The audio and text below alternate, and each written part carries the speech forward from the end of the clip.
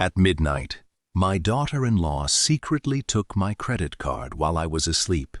By morning, $15,000 had disappeared, spent on designer clothes and a 7-day trip to Hawaii. When I confronted her, my son coldly said she would never do something like that. I didn't argue, I just smiled, because the card she used was not what they thought it was, and the truth behind it would make them pay. Welcome to Broken Dad Revenge. I am so grateful you are here. Drop your location below and let me know which city you are watching from. Note: fictional elements are included for entertainment and educational value. Any similarity to real names or places is coincidental, but the life lesson remains true. My phone buzzed at 6:13 in the morning, and I knew before I opened my eyes that something was wrong. I am Gerald Harmon, 69 years old, retired, and Frank Dawson only texts me before 8 when something has gone sideways. 3 messages waited for me. Your card flagged overnight. Big charges. Call me now.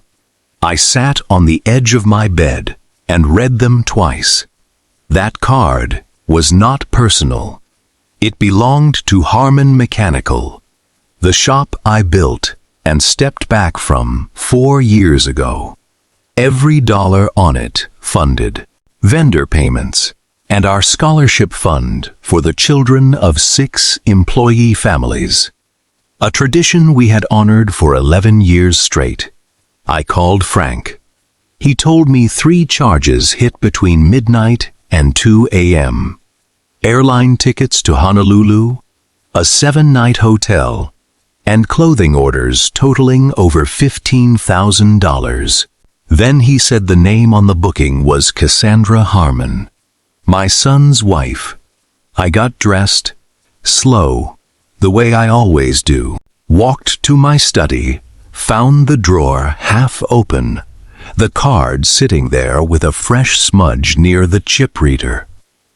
Someone had been in that drawer in the dark.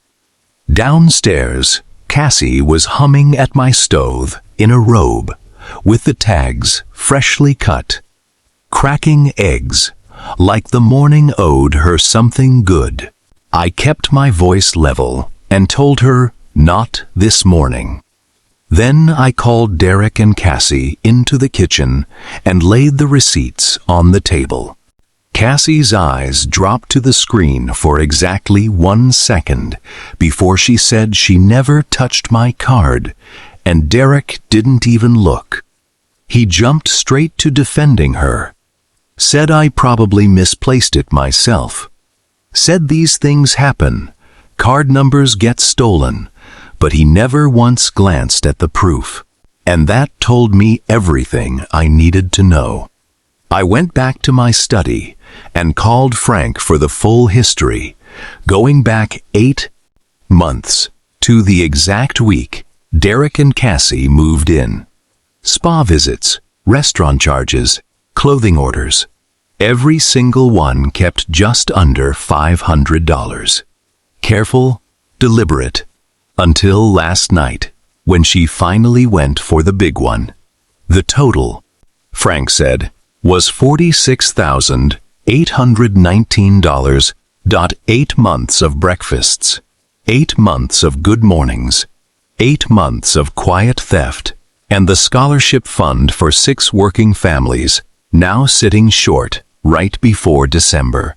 I sat with that number and felt something harden in my chest.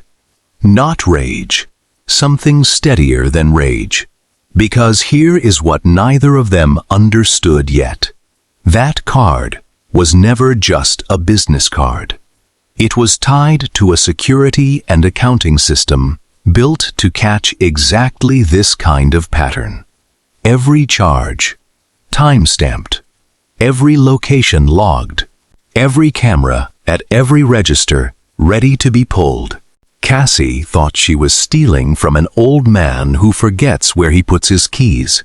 She had no idea she was about to hand me everything I needed to prove it.